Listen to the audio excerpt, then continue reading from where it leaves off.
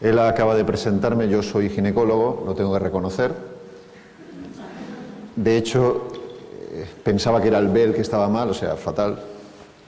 Pero bueno, sí que voy a hablar de lo que se llama el diagnóstico genético preimplantacional, que es algo que, bueno, pues puede ser de utilidad no ya en los niños que han nacido, sino en el entorno a la hora de tomar decisiones sobre el futuro, ¿no? Creo que es importante, ¿no?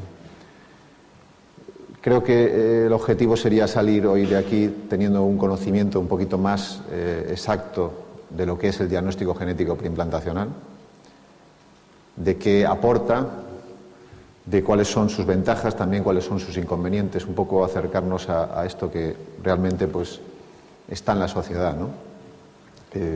Constantemente nos bombardean noticias sobre niños que nacen a través de esta técnica y uno pues a veces piensa que podemos hacerlo todo o casi todo.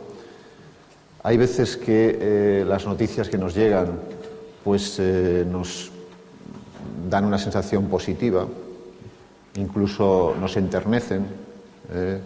Vemos que pues un niño que está enfermo puede acceder a tratamientos que incluso lo pueden curar gracias a este tipo de técnicas.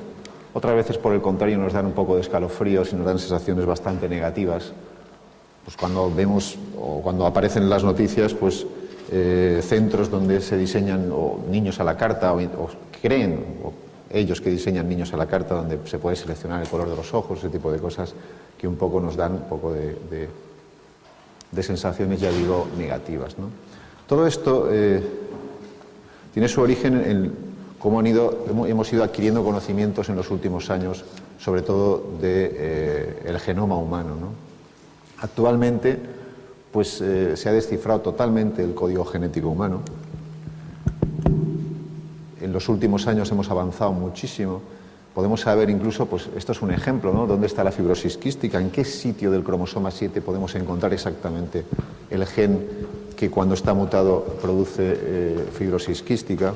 E incluso si en Internet podemos acceder a, pues por ejemplo en este caso, pues todo el mapa genético del cromosoma 7 y de todos los cromosomas. Es decir, podemos tener una idea clara de cuál es el código genético humano y cuáles son las mutaciones, o podemos intentar descubrir las mutaciones de las enfermedades genéticas, ¿no? Pero realmente toda esta teoría a nosotros no nos interesa cosas prácticas, ¿no? Y las cosas prácticas son la información que les vamos a dar a los pacientes, ¿no? Y esa información viene pues para aquellos que pueden tener algún caso en la familia, qué riesgo de que les ocurra esto, y sobre todo aquellos padres que han tenido un niño con una enfermedad, lo que quieren saber es qué riesgo de que les vuelva a ocurrir, porque antes de tomar decisiones quieren saber exactamente cuál es ese riesgo, ¿no? Y para ello hay que valorar pues la forma de herencia. Estas son las formas clásicas de herencia ya descritas por Mendel, pues una herencia recesiva, que digamos que sería la que a veces tarda más en aceptar porque no suelen haber familiares enfermos.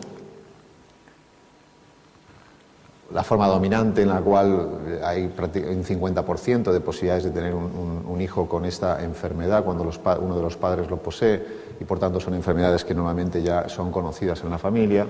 Y también formas que todos conocemos de herencias ligadas al sexo, en las que sabemos que los varones son portadores, o sea, los varones son los enfermos, las mujeres los portadores, y que en estos casos podemos decirle claramente cuáles son las probabilidades de tener un hijo enfermo.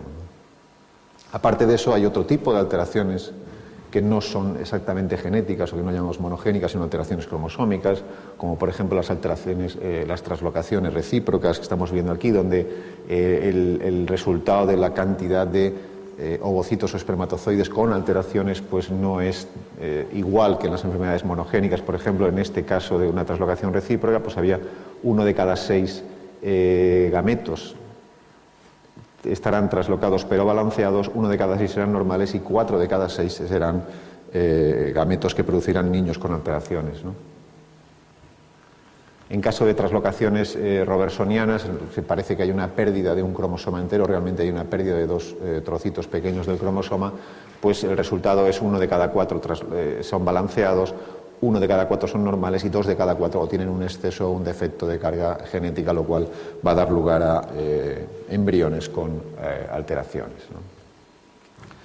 Después tenemos un montón de enfermedades en las cuales no dependen de un solo gen ni dependen de una alteración cromosómica conocida, que son herencias de tipo poligénico, y el riesgo hay que determinarlo de forma empírica. A partir de ahí llegamos a lo que es el consejo genético. El consejo genético es, pues bueno, decirle a esa pareja exactamente hasta dónde podemos llegar, qué riesgo tienen de tener un hijo enfermo, ¿no? Y eso lo van a hacer fundamentalmente los genetistas, fundamentalmente los pediatras.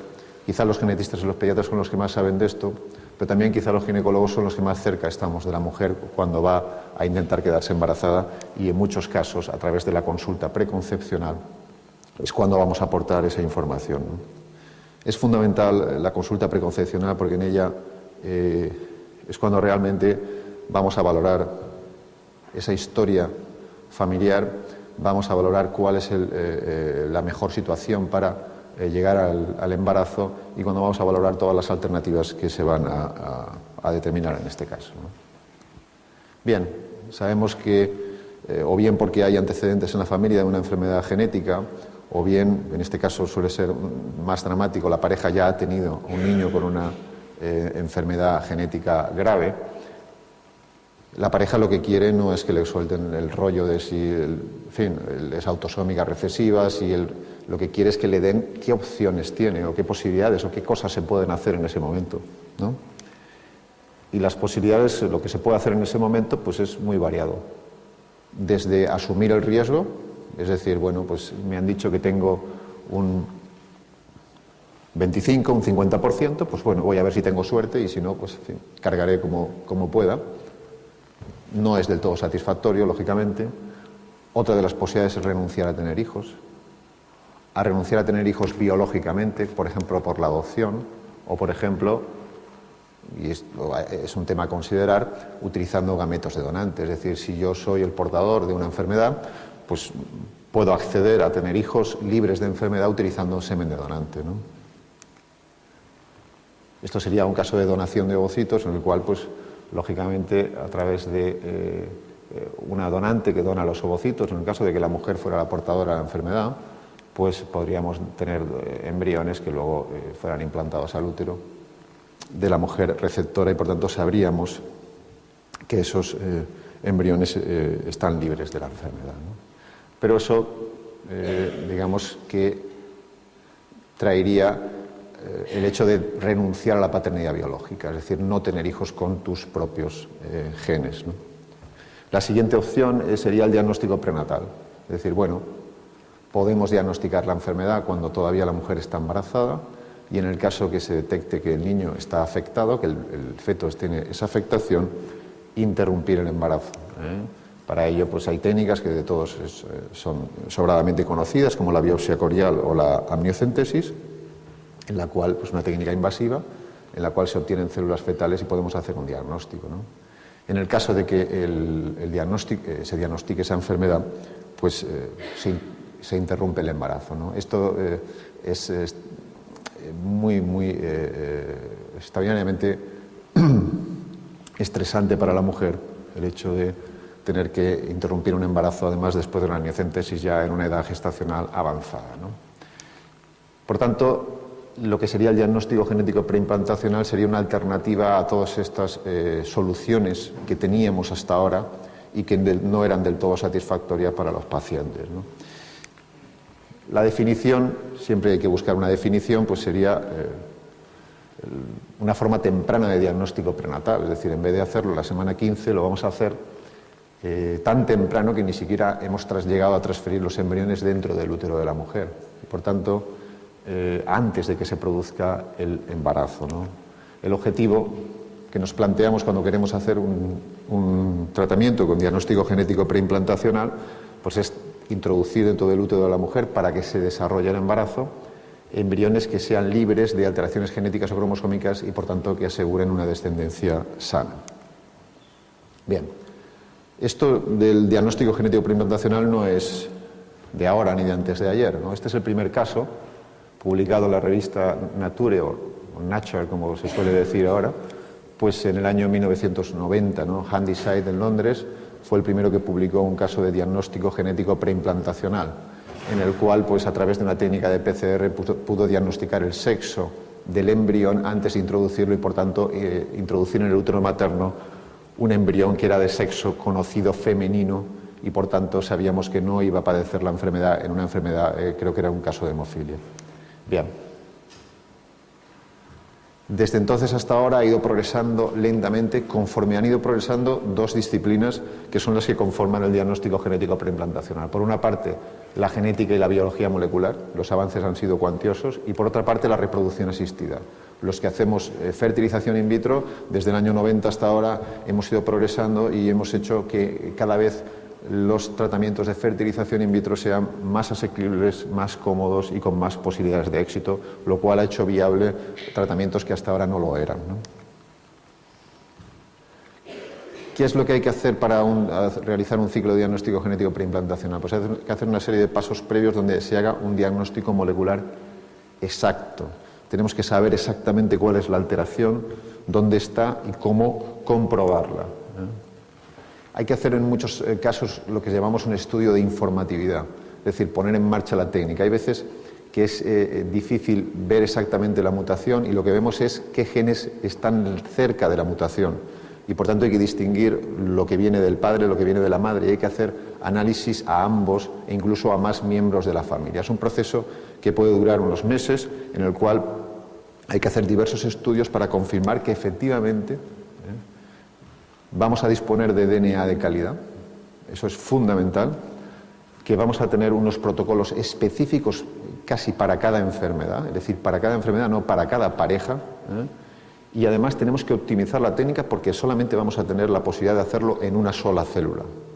Es decir, cuando nosotros queremos saber pues, si un niño pues, presenta una enfermedad genética, le sacamos sangre y si resulta que en el laboratorio pues, no funciona bien, le volvemos a sacar sangre. Tenemos muchas oportunidades y un montón de células para analizar. Aquí solamente vamos a tener una oportunidad en una sola célula. Y por tanto la técnica tiene que ser sensible, tiene que ser precisa y además tiene que ser rápida porque, como veremos ahora, no vamos a tener mucho tiempo para llegar al diagnóstico, ¿no? Para poder hacer un tratamiento con diagnóstico genético preimplantacional, pues hay que hacer un tratamiento de fertilización in vitro. Tampoco vamos a extendernos demasiado, pero bueno, sabéis que un tratamiento de fertilización in vitro pues consiste en una estimulación ovárica. La paciente tiene que estimularse para que produzca más óvulos. Normalmente la mujer arrancan entre unos 20-30 folículos al mes, de los cuales solamente llega uno a ovular adecuadamente, el resto se pierden, y con la medicación nosotros lo que vamos a conseguir es que lleguen pues aproximadamente unos 10-15.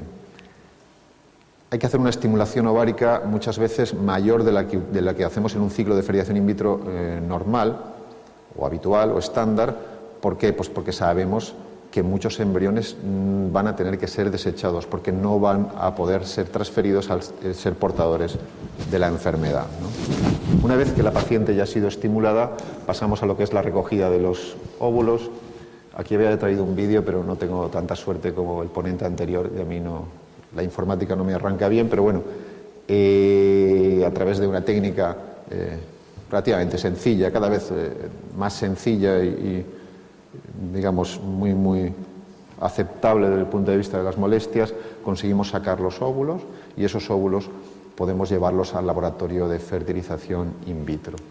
Una vez en el laboratorio de fertilización in vitro, lo que intentamos es conseguir que esos óvulos sean fertilizados por los espermatozoides.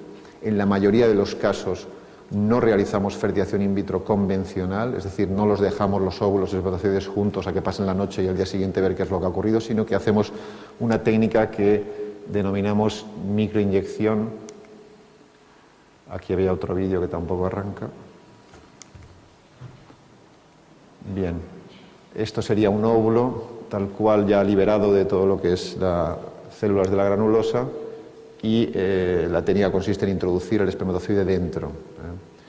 Esto lo hacemos prácticamente en todos los casos, porque a veces el hecho de que hagamos fertilización in vitro convencional puede ocurrir que queden espermatozoides pegados y luego nos alteren el resultado de los análisis, ¿no? Es fundamental que todo se haga de una forma insistir mucho en la perfección de la técnica, ¿no?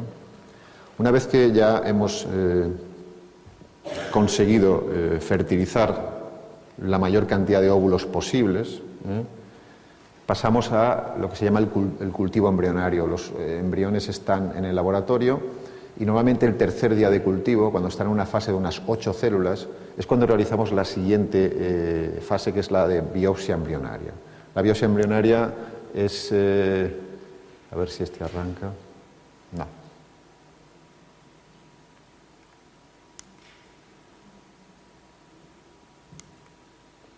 Bueno, la biopsia embrionaria es tan sencillo como quitarle una célula al embrión. Hay que romper la zona pelúcida, que es donde están englobadas las células embrionarias, y de las 8 células quitarle 1 o 2 células, ¿no? Este es el aparataje que vemos aquí. Normalmente se utiliza, nosotros utilizamos un láser para disolver la zona pelúcida. Aquí vemos claramente dónde va a realizar el impacto el láser en el embrión, ¿no? Este es un embrión ya donde se le ha realizado como podéis ver ahí, esa pequeña incisión con láser en la zona pelúcida, y aquí vemos cómo se introduce, cómo llegamos dentro y cómo aspiramos esa célula. Bien, esto que vemos ahí es la célula del embrión que le hemos extraído, ¿no? Es lo único que vamos a tener. Ahí está la clave de todo. Tenemos que intentar llegar a un diagnóstico de DNA de esa célula para poder saber si ese embrión está afectado o no. Por tanto, si la célula no es adecuada, si durante el proceso no hay diagnóstico, perderemos el embrión o bien tendremos que transferirlo con dudas, sin saber exactamente si es o no portador de la enfermedad, ¿no? Una vez que ya hemos realizado el diagnóstico, la biopsia embrionaria, lo que hacemos es diagnosticar al embrión. Normalmente utilizamos 2 técnicas. Cuando son enfermedades monogénicas que dependen de un solo gen, hacemos lo que se llama la PCR, que es una técnica en la cual se amplifica una determinada parte del DNA para poder llegar al diagnóstico y saber si esa célula tiene o no esa alteración en concreto, ¿no? Normalmente eso lo hacemos cuando vemos, por ejemplo, la fibrosis quística, cuando vemos enfermedades que dependen de un gen determinado, ¿no? Hay veces que las enfermedades dependen de una alteración numérica y por tanto utilizamos una técnica que se llama de hibridación in situ fluorescente, en la cual pues tenemos unas sondas que se fijan a determinados sitios y producen una señal de color, y dependiendo del número de señales pues sabemos si tiene una dotación adecuada o no. Por ejemplo, pues cuando se trata de un síndrome de Down, pues nos da 3 señales del mismo color que corresponden al cromosoma número 21. Tampoco me voy a extender mucho en lo que es la técnica, pero bueno, para que más o menos nos hagamos una idea de qué es lo que hacemos con esa célula que hemos obtenido en el laboratorio, ¿no? Estos son, células, normalmente esto es una comprobación de un embrión que no ha sido adecuado y que vemos ahí las señales de diferentes colores que nos orientan hacia cuántos cromosomas hay.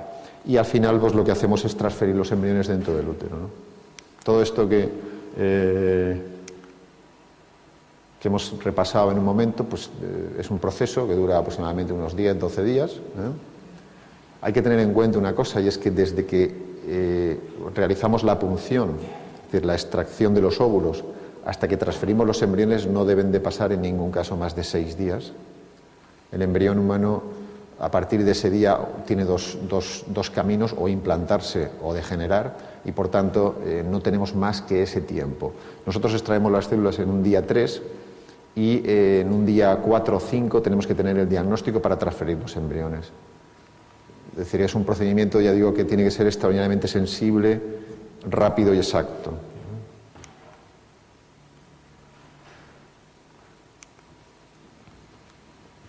Bien, ¿qué enfermedades son susceptibles de realizar un diagnóstico genético preimplantacional?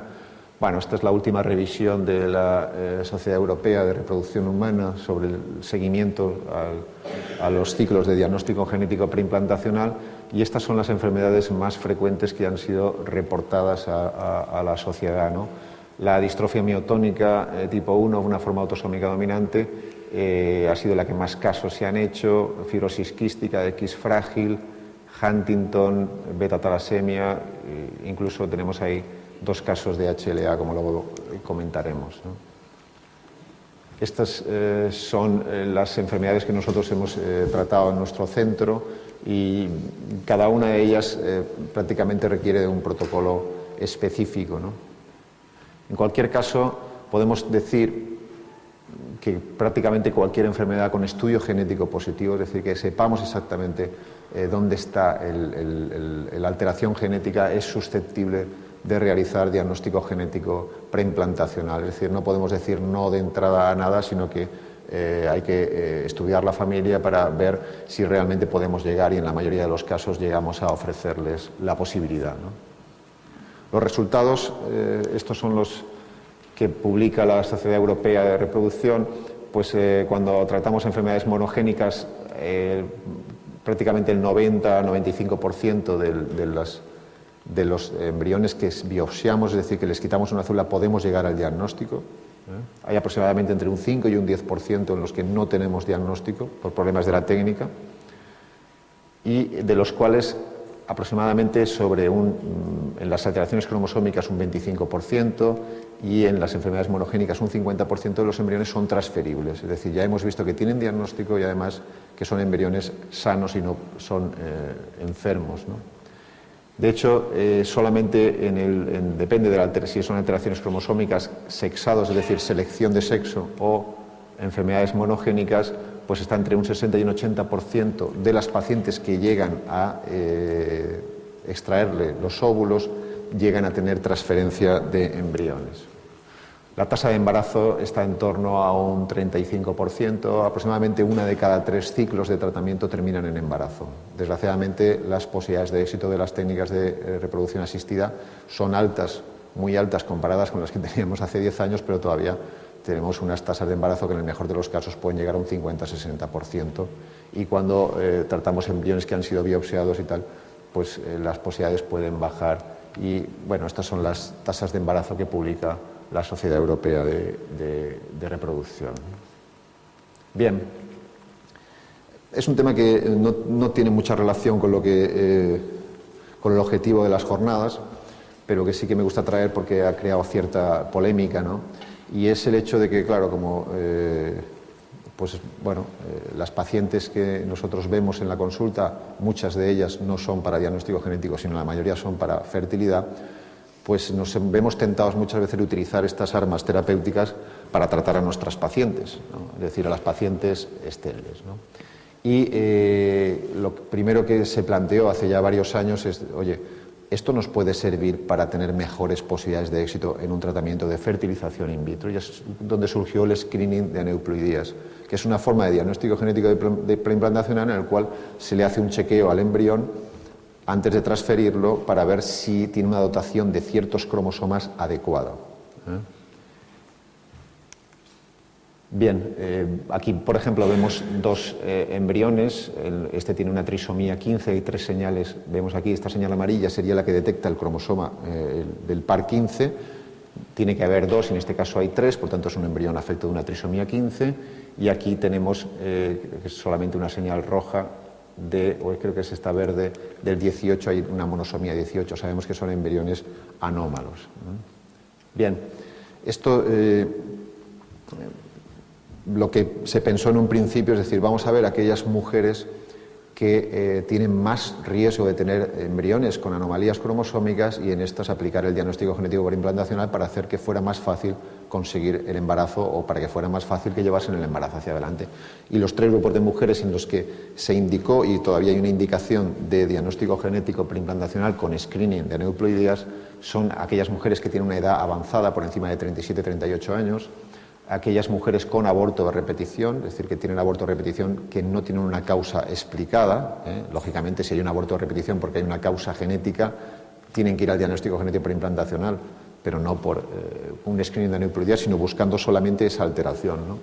Y aquellas mujeres que nosotros hacíamos ciclos de feriación in vitro, teníamos embriones, además con un aspecto adecuado, pero que no conseguían quedarse embarazadas, ¿no? Esto se ha realizado con cierta... en fin, aquí vemos que unos más de 400 ciclos o miles de ciclos de diagnóstico genético preimplantacional, incluso en España, y este es el único trabajo que ha podido ser publicado randomizado y a doble ciego, es decir, con una metodología adecuada, donde se ha visto que no aumenta las posibilidades de éxito, sino que incluso las puede reducir en este trabajo, ¿no?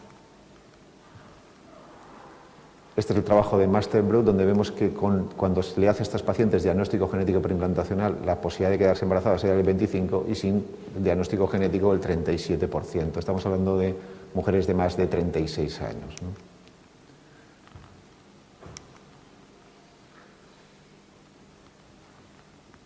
Ha habido varias críticas a este trabajo de aquellos grupos que defienden la realización del diagnóstico genético preimplantacional, donde se dice que realmente el trabajo no tenía una buena metodología. No es así, que realmente el laboratorio no era bueno y que por eso los resultados han sido peores y que se precisa de realizar nuevos estudios randomizados. Pero actualmente no hay una, digamos, evidencia que soporte el hecho de utilizar el diagnóstico genético preimplantacional de forma indiscriminada para intentar mejorar las tasas de éxito en mujeres con edad avanzada o con abortos de repetición.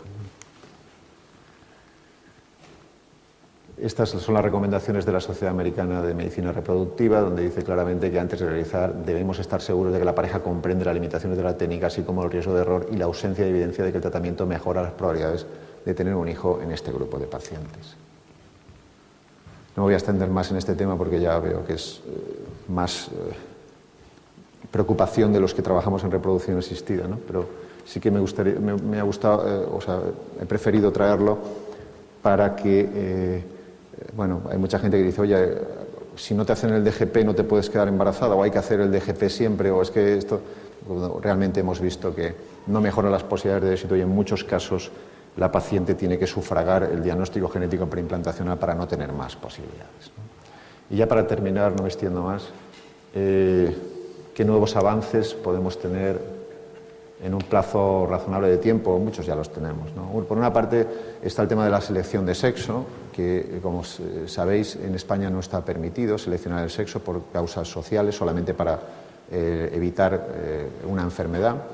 Pero bueno, hay parejas que pues tienen dos hijos con el mismo sexo y que muchas veces pues se plantean, oye, pues si me asegurasen que yo tengo dos niños, si me asegurasen que fuera una niña, o al revés, tengo dos niñas, si me asegurasen que fuera un niño. Eso es lo que se llama el family balancing. De momento legalmente no está permitido, es una de las causas de migración reproductiva en España. Hay mujeres que van fuera para poder hacer este tipo de tratamientos, ¿no? Por otra parte está lo del el matching del HLA, o que los ingleses llaman el hermano salvador, que es, hemos visto antes la noticia sobre poder no seleccionar el embrión para que tengan más, o sea, para evitar una enfermedad, ¿no? Sino seleccionar de esa corte embrionaria aquellos que van a servir para luego curar la enfermedad de un hermano que ya ha nacido. Eso había una serie de limitaciones legales en España. Después de la última modificación de la ley se puede hacer y se ha publicado ya un caso que ha salido a los medios de comunicación en Andalucía, ¿no? Esto muchas veces es complejo porque requiere de... nosotros hemos tenido varias solicitudes y las hemos desechado porque las posibilidades de éxito tienen que ser mínimamente razonables, ¿no? Tenemos que tener un número muy alto de embriones porque los que van a servir para poder luego ser donantes de médula van a ser no más de un 25%. Si a esos hay que restarle los que están afectos por la enfermedad, tenemos que tener muchísimos embriones para luego tener una posibilidad real de éxito, y muchas de las pacientes que hemos tenido pues superaban incluso los 40 años y con eso la probabilidad de éxito es prácticamente nula. Y dos aspectos muy importantes que van a tener un debate social en los próximos años son, por una parte, la predisposición a cáncer. Es decir, a medida que va avanzando la genética, sabemos que hay algunos cánceres que tienen un componente genético muy importante. Los que más se han estudiado pues, es el cáncer de mama, a través de dos genes, el BRCA1, BRCA2, y sabemos positivamente que cuando en determinadas circunstancias es razonable hacer un estudio de esos genes, y también sabemos que si la paciente es portadora de esos genes, va a tener que llevar una vida, en fin, muy atada al médico o a su ginecólogo. Primero porque va a haber que hacer un diagnóstico precoz muy estrecho del cáncer de mama y del cáncer de ovario, e incluso la recomendación actual en muchos grupos es que la mujer se haga una mastectomía bilateral, es decir, que se quite las mamas, porque el riesgo, si tiene ese gen, el riesgo de tener un cáncer de mama puede estar en torno al 60 al 80% antes de los 60 años. Estoy hablando ahora de memoria tampoco. Y por tanto, hay parejas que acuden a la consulta refiriendo que ellas tienen el gen y que no quieren tener un hijo que tenga ese gen, o bien o que no pueda transmitirlo. Y por otra parte, otro tema que también dentro de unos años yo creo que va a tener también un especial debate social, es que actualmente pues, hay algunas enfermedades que se pueden conocer una predisposición genética, sobre todo factores de riesgo cardiovascular, fundamentalmente, de infarto, factores de riesgo, y en ese caso hay parejas que pueden optar por intentar que los hijos que nazcan estén libres de esa alteración. No me voy a extender más, nada más que darles las gracias por la atención y de nuevo agradecer la invitación al doctor Vargas. Gracias.